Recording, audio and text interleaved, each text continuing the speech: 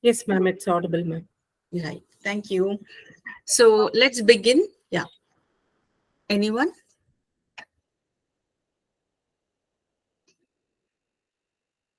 All right. So let's begin with what is research. See, research is something where a person tries to dig out information, more and more information about a particular subject chosen by them. Research is searching for the facts again, searching again for the facts. Research is all about knowing something which is unexplored, exploring which is already explored again with a new dimension or a new innovative ideas, exploring back again with some innovations into it is research. Research is an inquisitiveness of a person which is being presented, projected for the purpose of academics and otherwise. Research, when we are using the word research, it is most commonly referred in academics as an academic presentation, academic work, which gives the existing employees, the scholars, benefit of developing themselves, understanding a particular subject more in detail and depth, etc. So research is carried on in continuously. It is a continuous process which has been taken up by the academicians in order to explore more about the subject, whether it is in academic benefits or otherwise, a scholar pursuing PhD, or a teacher teaching in the, a teacher teaching in the colleges or universities across. So everyone is into research in a way or other. Uh, it could be a very, minor to major extent, in depth to very mild, understanding of what exactly it is. But when we are using the word research, it goes systematically, and it needs to follow certain, steps, methodology, which will drive you smoothly in the journey of, concluding your research. Otherwise, a person who begins with research get, lost in various, they happen to lose, in exactly what they were actually focusing on. Rather, they get to know lot of information across about various dimensions of the selected topic, because of which there are chances that you get deviated, diverted, etc. So a topic, when it is selected for research, had you start looking for the information online, libraries, or around you, you will find the data abundantly available.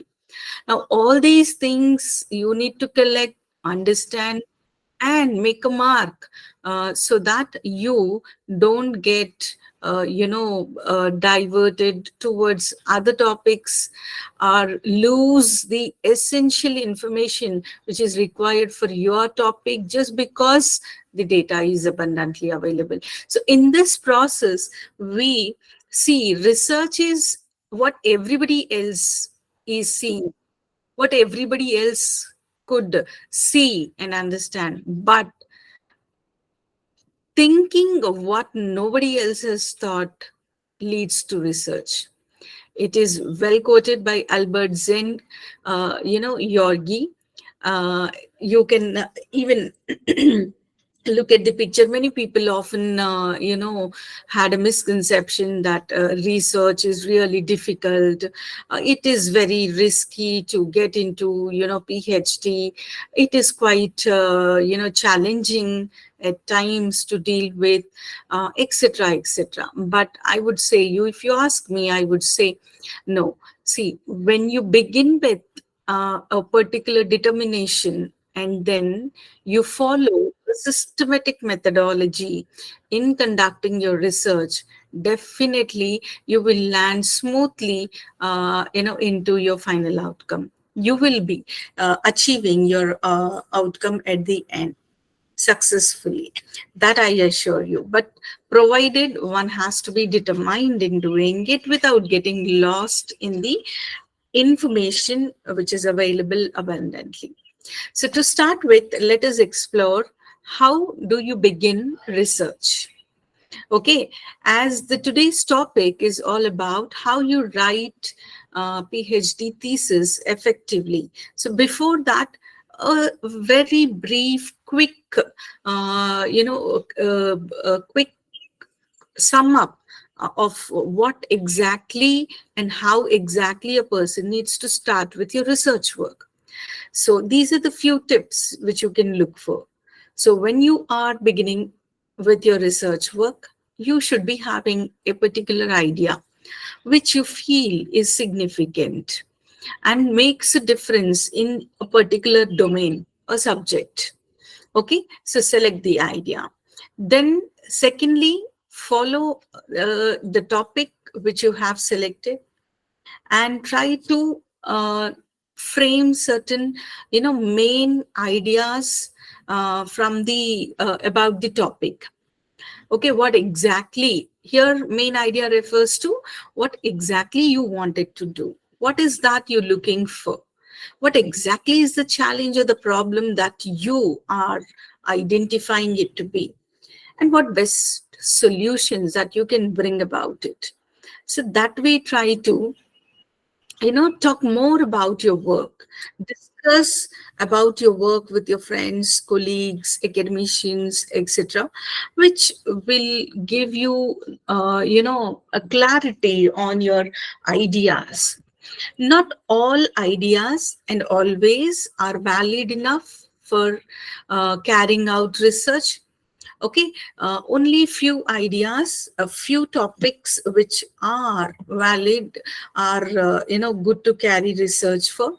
So hence one has to keep a check on why and what is that you're going to end up at the conclusion. So with this, you have to jot down a few ideas, main ideas that you think are connected to the topic, reasonable. Then, in support of your main idea, certain reasons you need to pick up. Like, why did you pick up this? A valid reasons. This node will help you or enable you to understand more better your idea which is selected. The topic which you have selected, it will give more knowledge about it.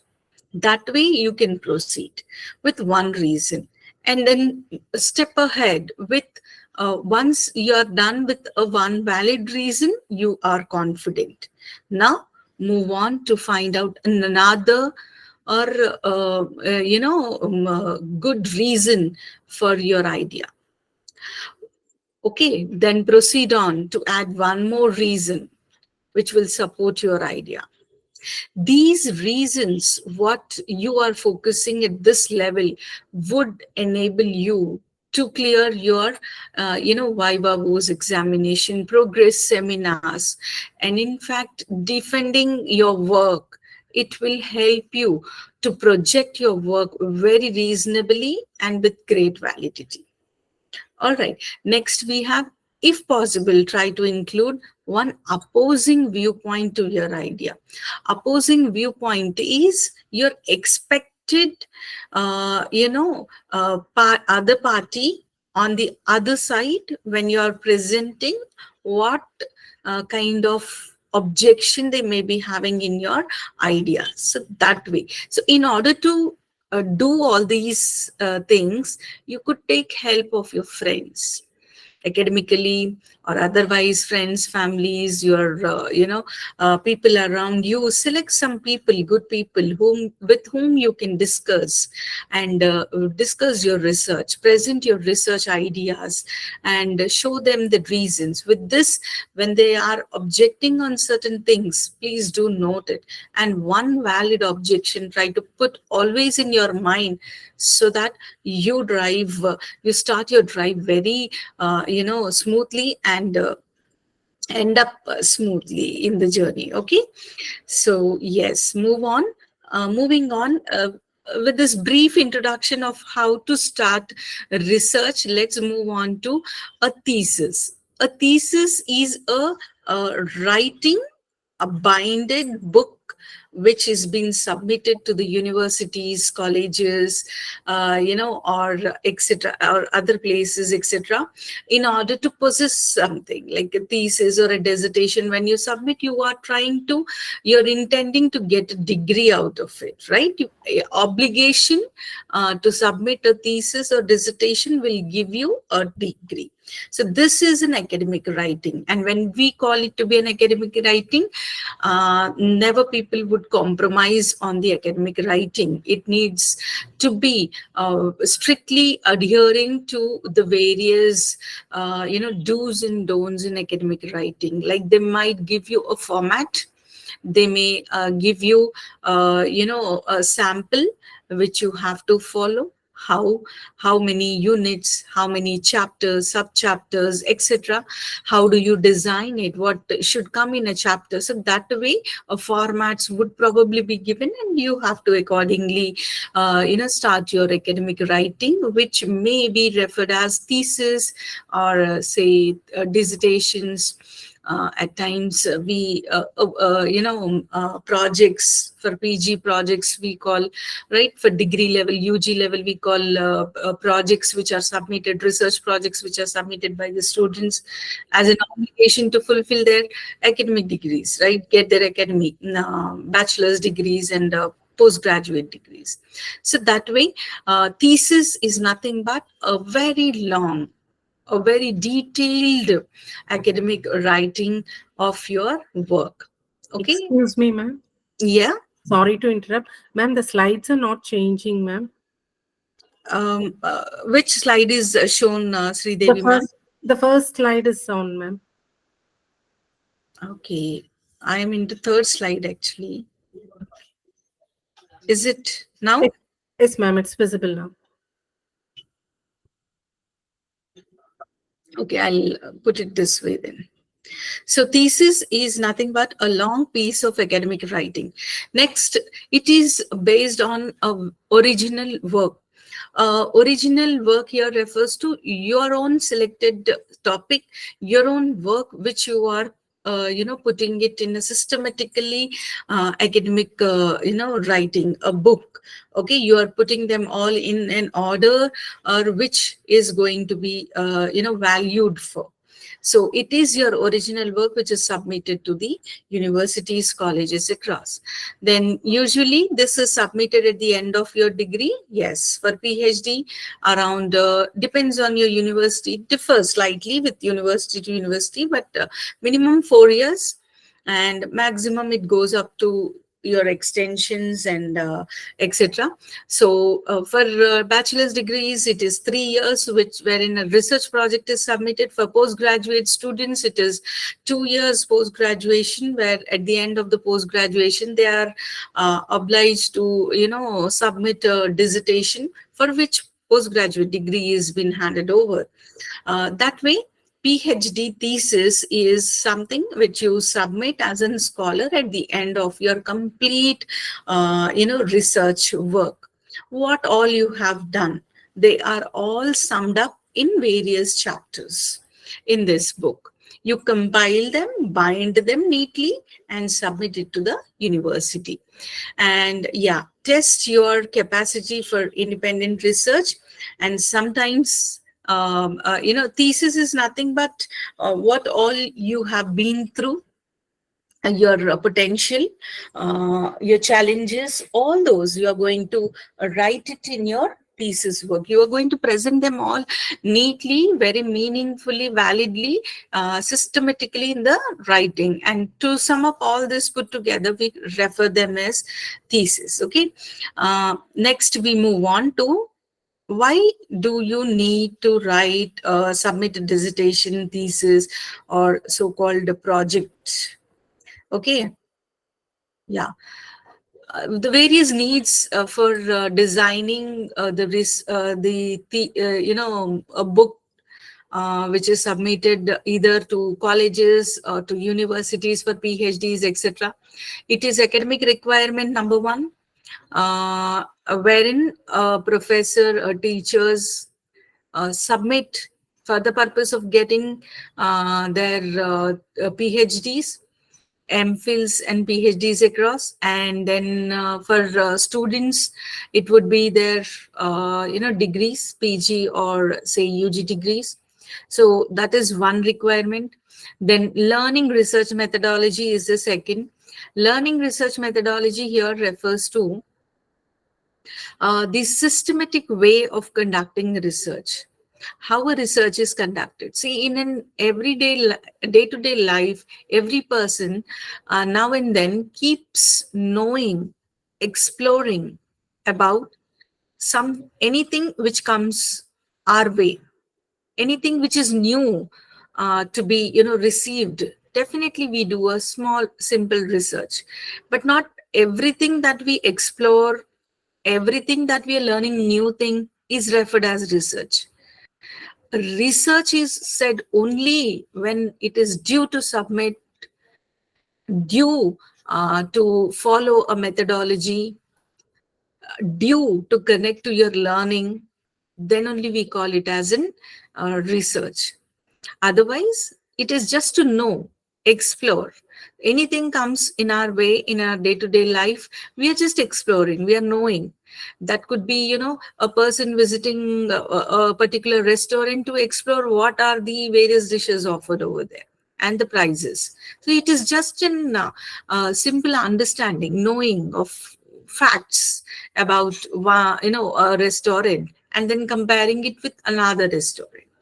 So that way, knowing is different, research is different. So research is particularly carried on by a person only when it is to be presented to the universities or colleges.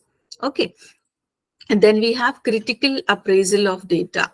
Yes. See, when we collect the data, we critically, use the data in a way to comprehend the results and then put it meaningfully and support our work.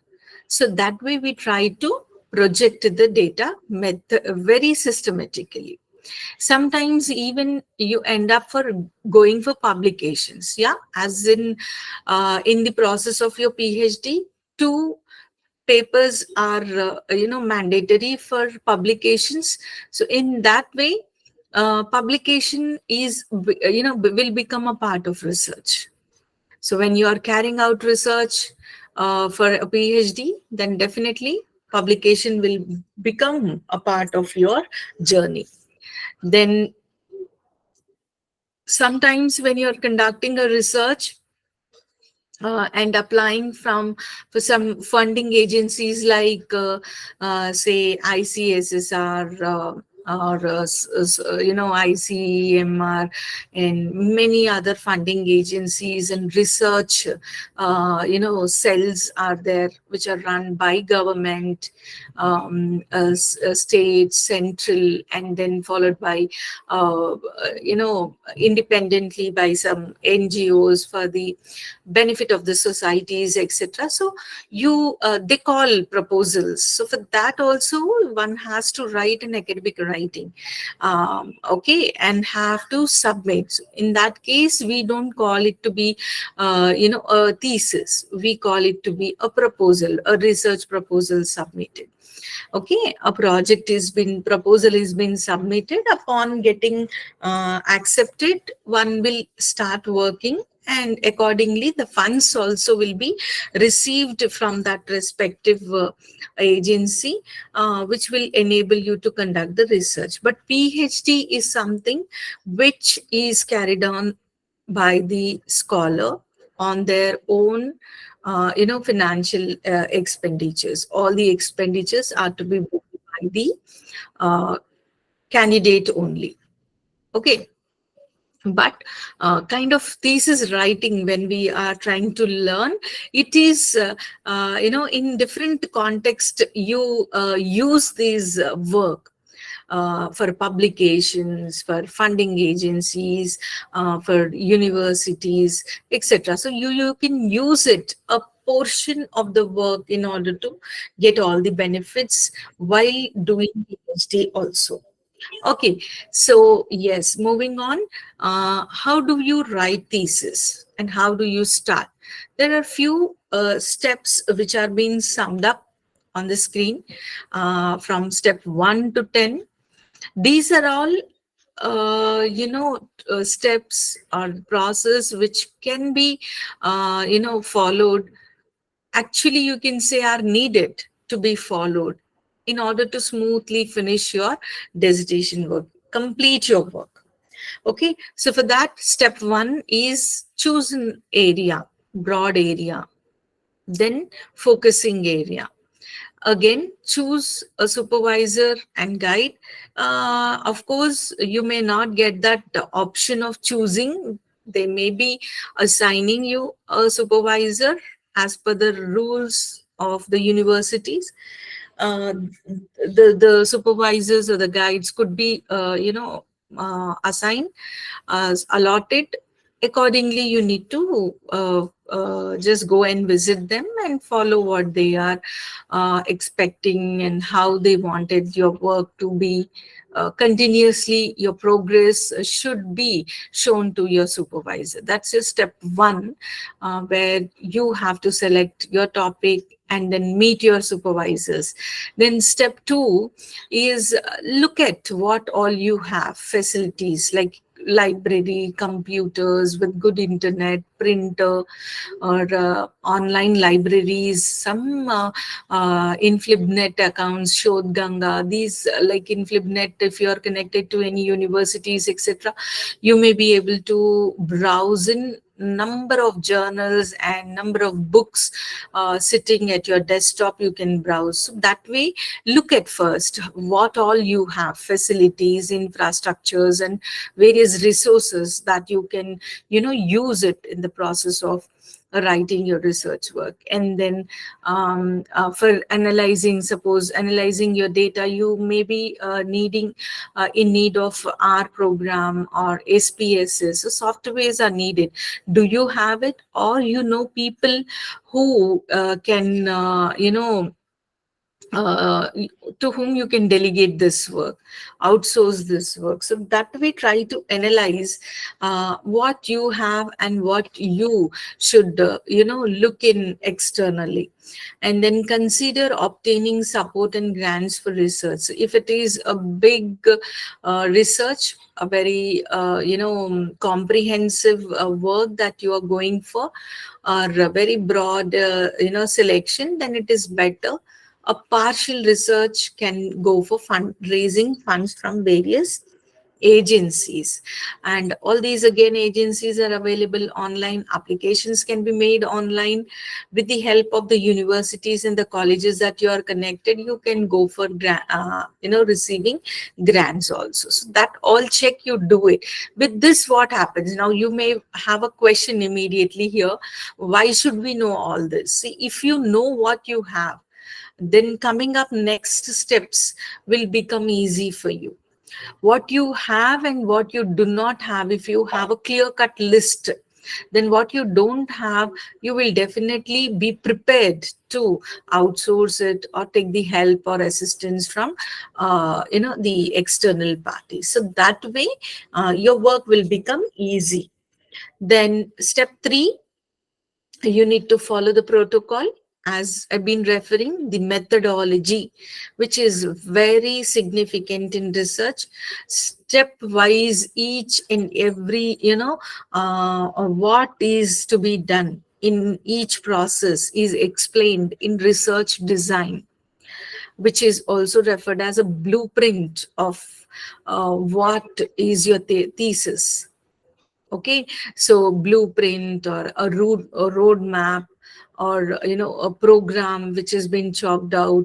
So a research design is gives an idea of what all you have to do and when you have to do stepwise. So that is something which is you need to follow very strictly. Within that only you will end up even finalizing your objectives along with hypothesis, etc. So that way step 3 is wherein focus on methodology, systematic methodology which one has to adopt. It is nothing but follow your research design which is approved by your university. Next, move on.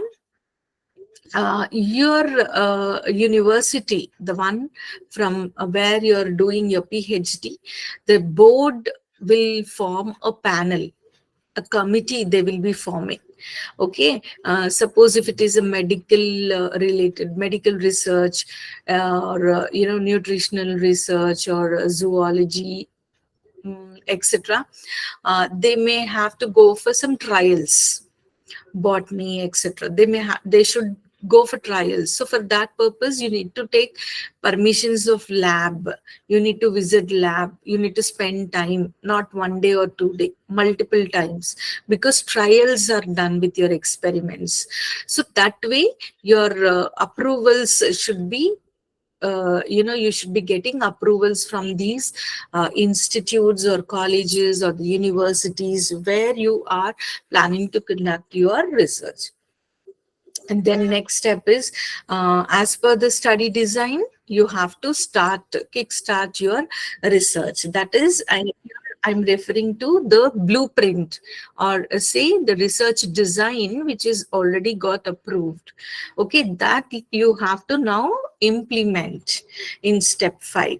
And then step 6, a part of your research design only, where you will be collecting data, storing all this, and you will try to analyze them by applying certain valid tests like chi-square, ANOVA, Z-test, T-test, Kushkarwali's test, means, averages, mean, mode, and median, like that. Which one is apt for your work, suitable for your work, that you will be picking up and trying to apply for the data which you have collected. Now for doing this, you may need some softwares like R, many softwares are available like SPS, Statistical Package for Social Sciences, where the data can be just uploaded in the software, and whatever kind of test is that you are looking for can be done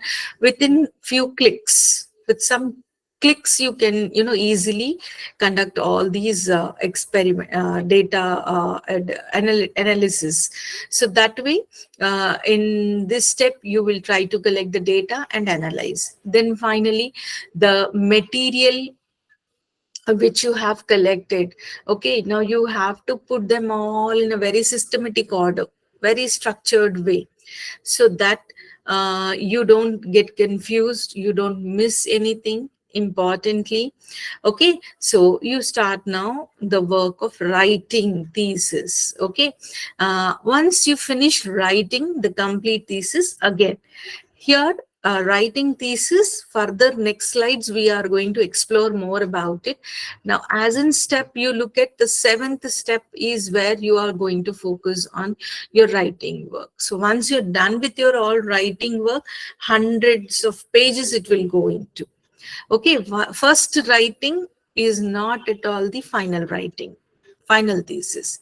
It will go through several editing, several attempts of editing. So next step is focused on editing part, wherein you will try to edit the thesis which you have already finished. You seem to be, you're done with it, but how far it is done, what is yet to be covered, etc., what you missed, what you covered, is everything available, what is available, is it relevant or not. So that kind of, content checking you will be doing. Then followed by language, English language which you're using. Okay, ambiguities of data, much data which is not used. Okay, data which is more significant but not used. So that way you're going to look at for various corrections in your thesis. That is your step 8. And then step 9. Now, to present it, it is very simple here, but to do it, it takes a lot of time and lot of patience. I will have to tell you all here, because it is the time where you put in, enough sufficient efforts to trace out the various loopholes in your projects, various places which are weak in your project. You try to strengthen them.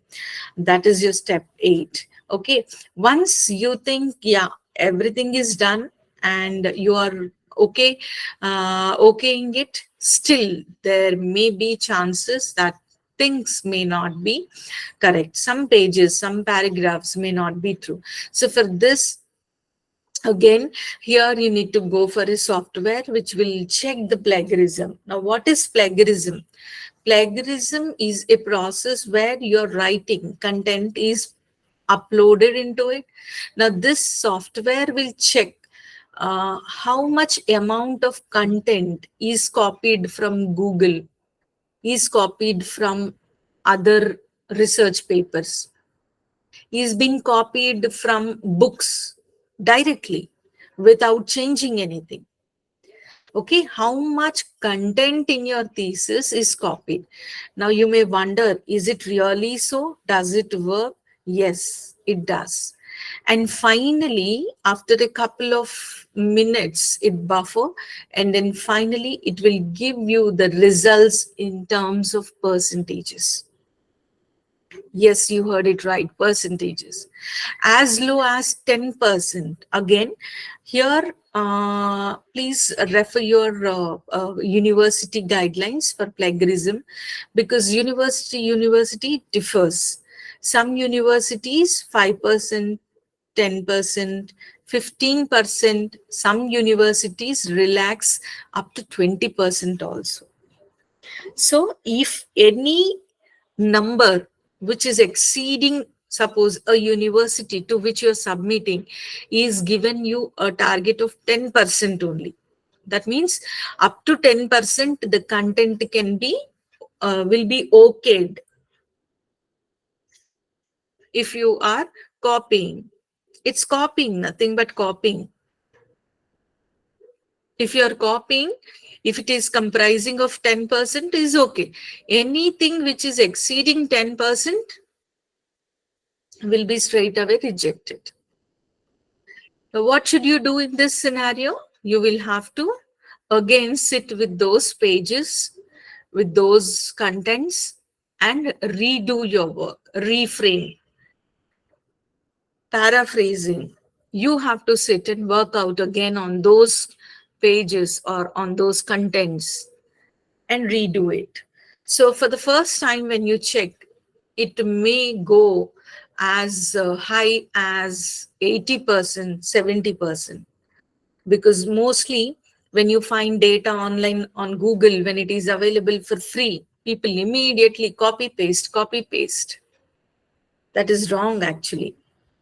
At that moment you will do, and finally end up summing up, put together, you will create a content. But no, when you go for plagiarism check, it will show you even the source from where you have copied. It will show you all in red color, all your content in red color.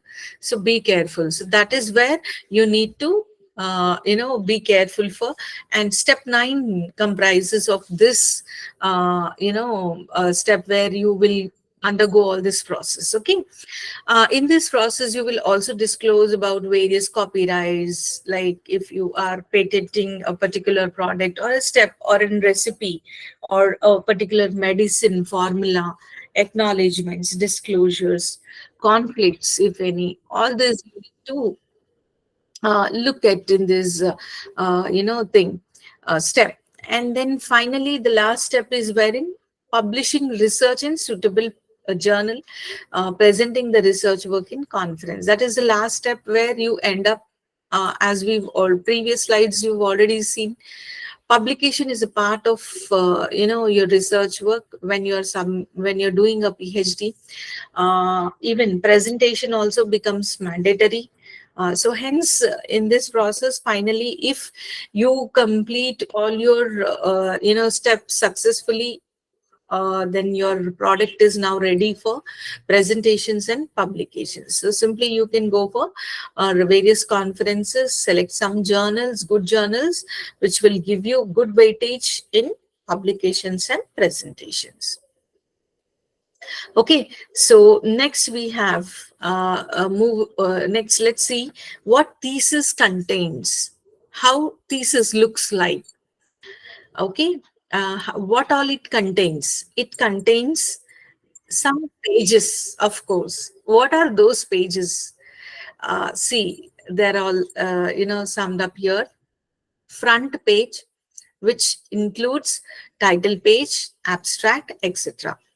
And then you have introduction. Next, literature review and theoretical framework, followed by methodology, results, which will be discussed, and then discussion on the results which you have obtained exclusively, conclusions, and any suggestions also you will be writing there, and end matter. End matter here refers to various references that you have made, appendices which you will be append. Okay, so that way you will have a thesis. So all these are the contents of your thesis work. So let's look at in detail first page. Now what is first page? First page is like the title page, is nothing but a title page. Title page includes title of your dissertation, the topic. Your name will appear very boldly there with gold color. And then type of document. What is this pertaining to? Like, this is to fulfill the requirement, that statement you will be writing in detail for what you're submitting this. Okay, so that is the thing there. And then department and the institution to whom you're going to submit, you will have to clearly and very boldly you have to write. And then finally you'll write the program name, that is a degree name. Some As we've been learned in the previous slides, that PG dissertations and PhD thesis, when you're writing, for whom you're submitting, that exactly you will be mentioning there, to the so and so department, so and so university, and their complete address will come down. And finally, the date of submission, June 2024, April 2023, like that, you will be mentioning the date. And immediately after your first page comes preface or acknowledgements. Preface, I think most of you will know what is preface. Preface is nothing but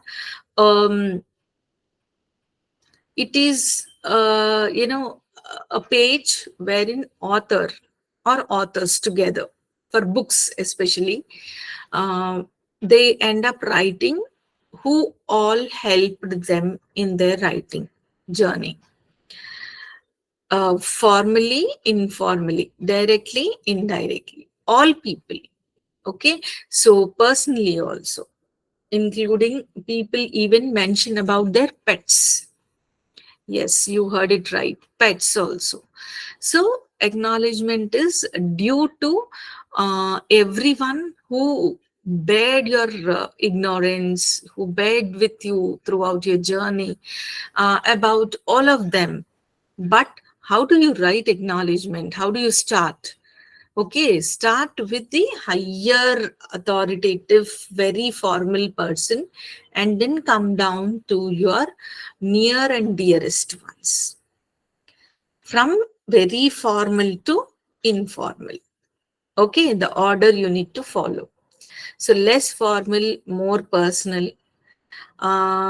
It should not be a longer than a page, but it happens that you end up writing, if you have so many people to thank, then definitely go for another page also.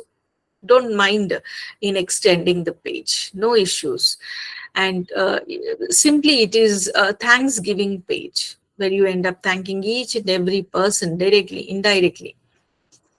Okay, everyone, including your supervisors, friends, family, pets, relatives, near and dear ones, everyone across. Okay, that is your acknowledgement page.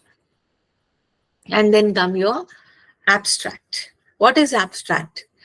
Definitely, it is not an introduction about or a summary of your, project, the whole project.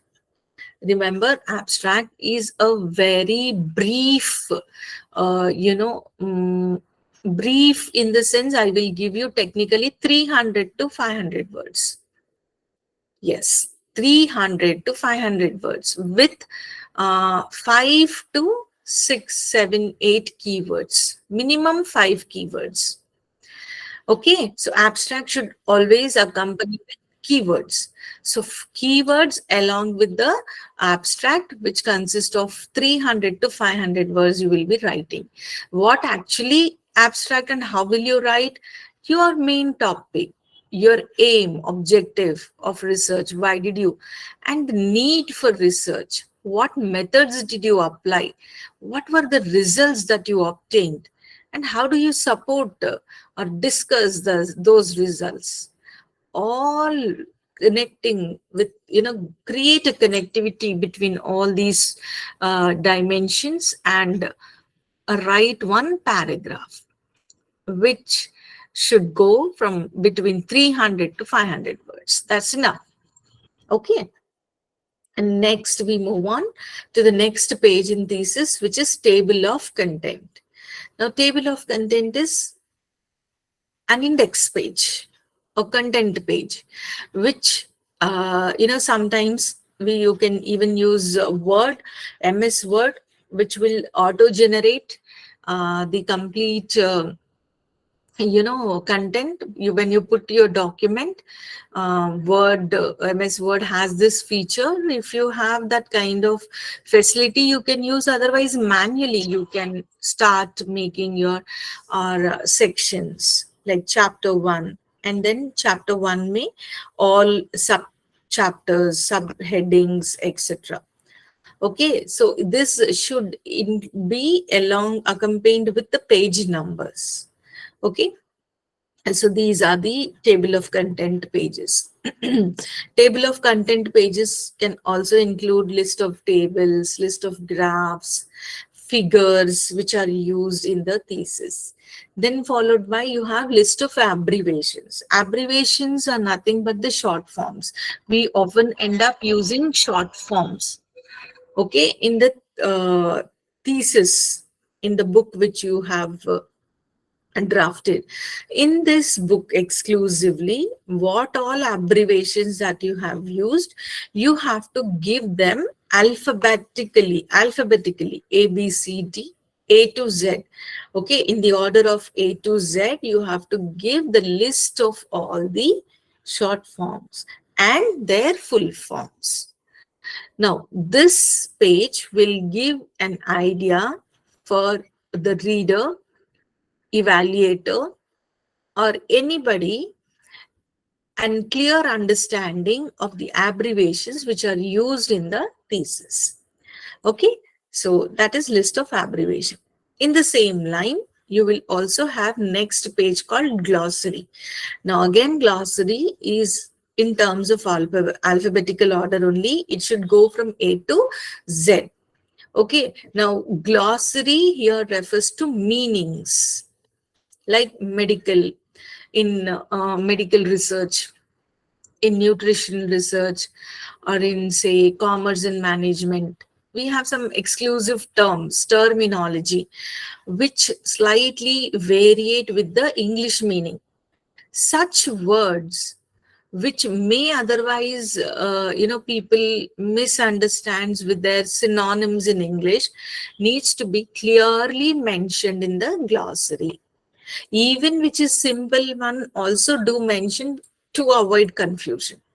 It is better to include list of glossary, so that people who are reading in the later stage, it could be your evaluator, it could be your own supervisor, may not understand why and what in what context this word is used. So to facilitate their understanding, you are writing glossary with meaning. Okay, so glossary should include all the terms which you use in your thesis, and all these you need to put up alphabetically, that is A to Z. And for each terms, along with the term meaning also, very briefly you need to define it. Even one line definitions also you can present it.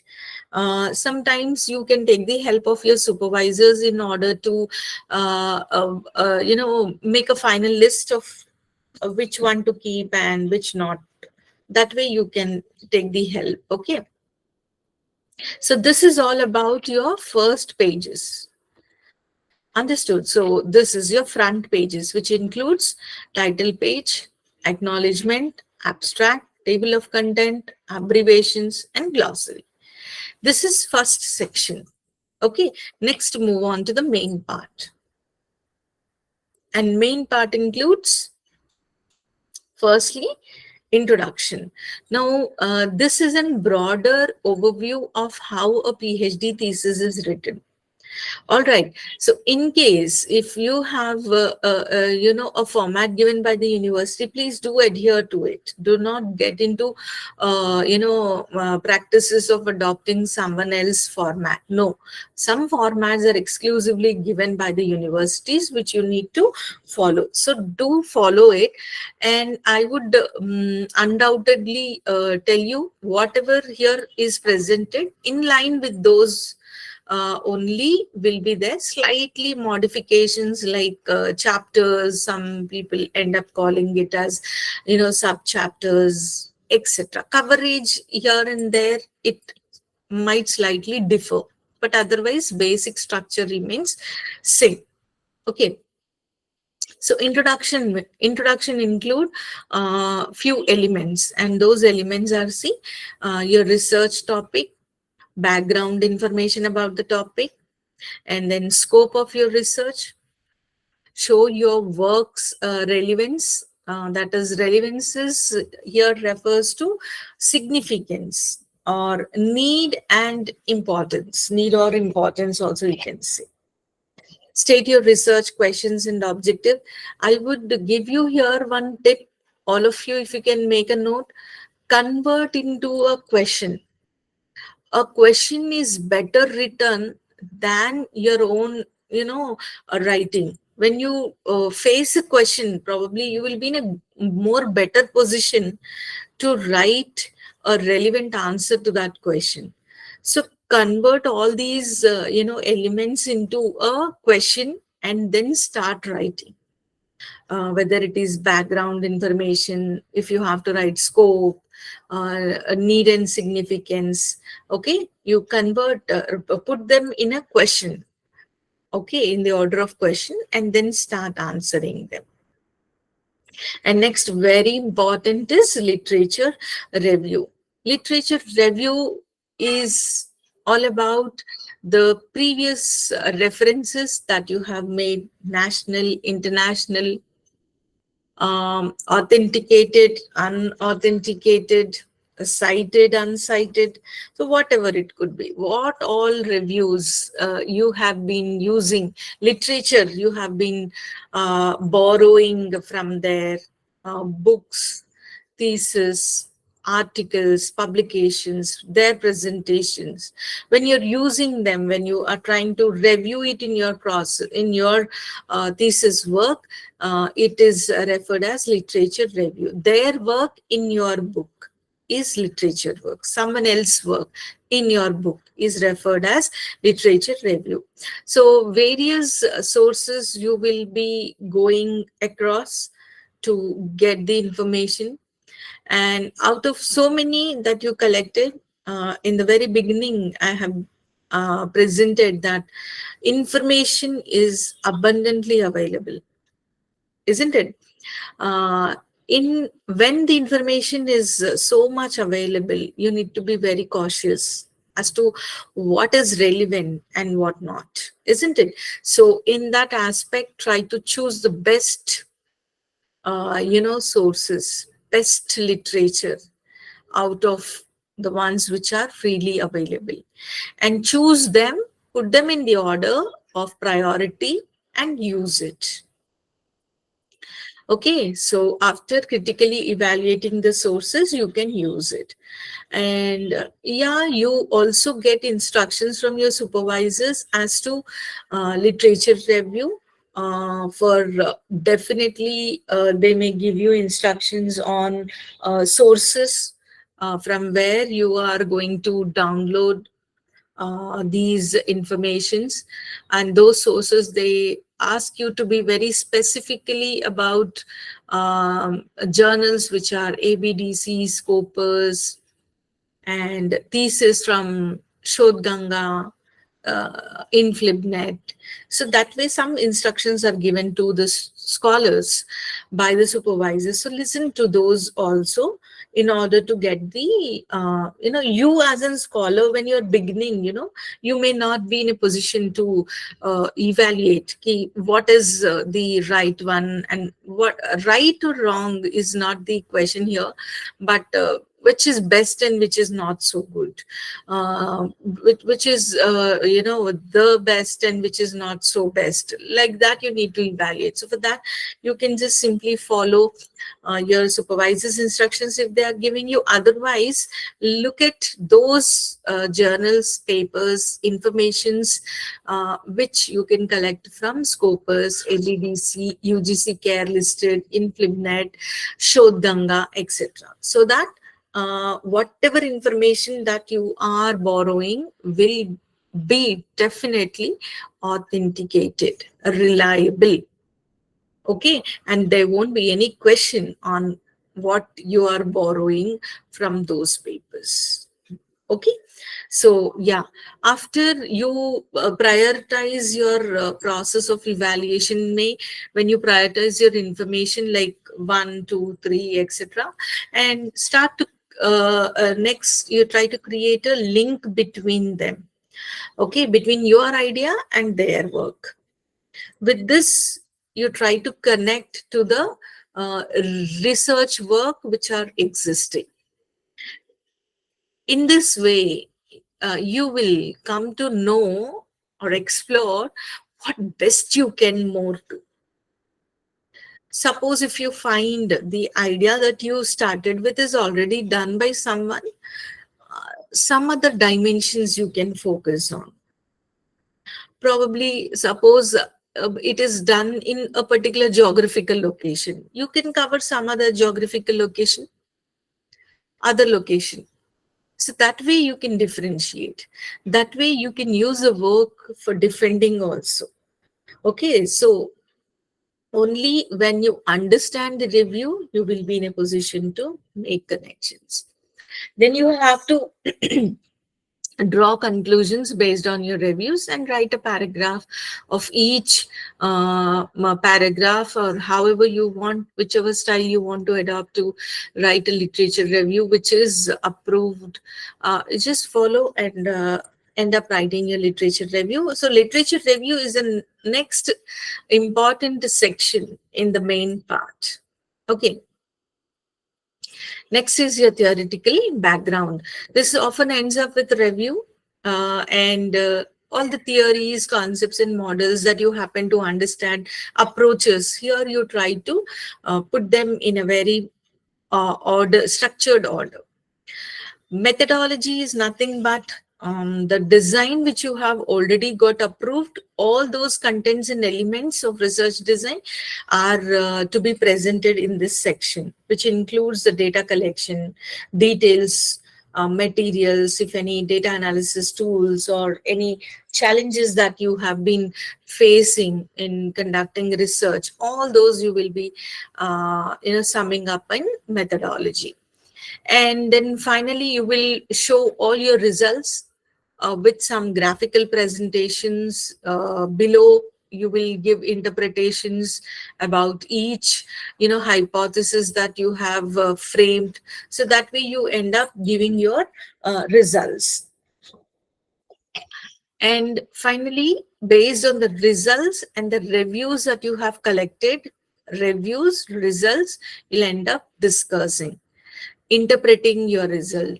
Did you meet the expectations? Or yeah, next question, did they fit the established framework? You will check all this. So on these lines, you will have a discussion page.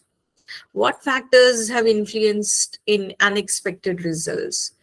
Okay, any alternative interpretations, like you faced certain challenges and you are suggesting some others to, be careful on these terms, or at this node, etc. So such kind of alternative interpretations can be given, and acknowledgements in the form limitations can also be discussed here.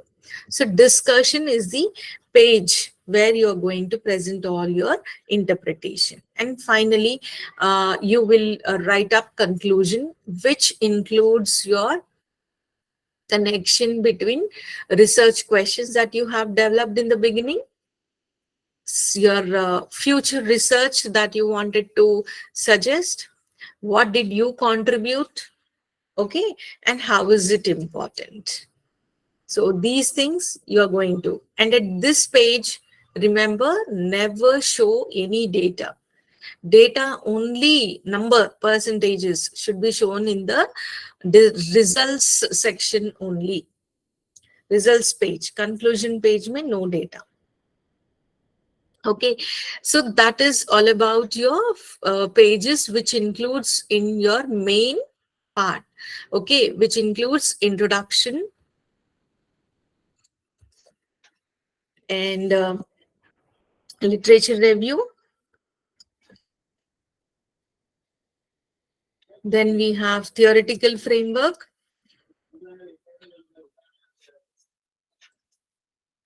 and methodology, results, conclusions, discussions, and conclusions.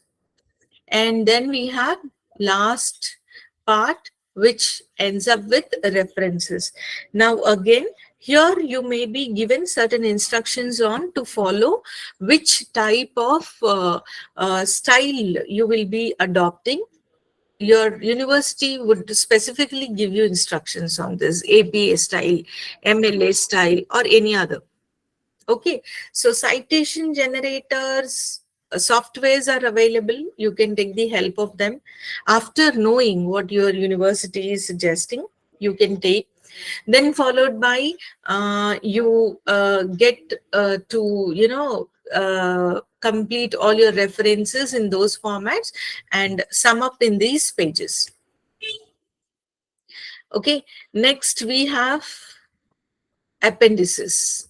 Appendices are all those documents, pages, tables, transcripts, survey questions, and whatnot.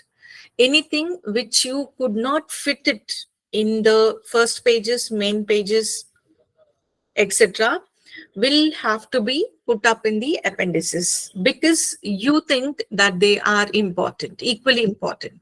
But because of the time, page limit, etc., sometimes it is content limit, page limit, because of which you did not it did not allow you to insert them into your thesis, but yet you feel that these pages are very important.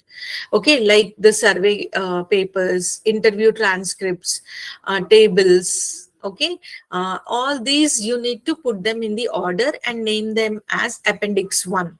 Suppose interview scripts are there and you have interviewed some 3 to 4 people. So appendix 1, call it to be interview scripts. Under that, section 1, section 2, section 3. Then next table of data you have. So appendix 2, name it as table of data, and then put up all the information that you could not put it in the thesis form. So in the end part, you have references and appendices. All right. So yes, we are done with the presentation. So this is all about your thesis presentation, which is broadly categorized into three sections: front pages, main pages, and end part. Okay. Any questions? I am open for the questions now.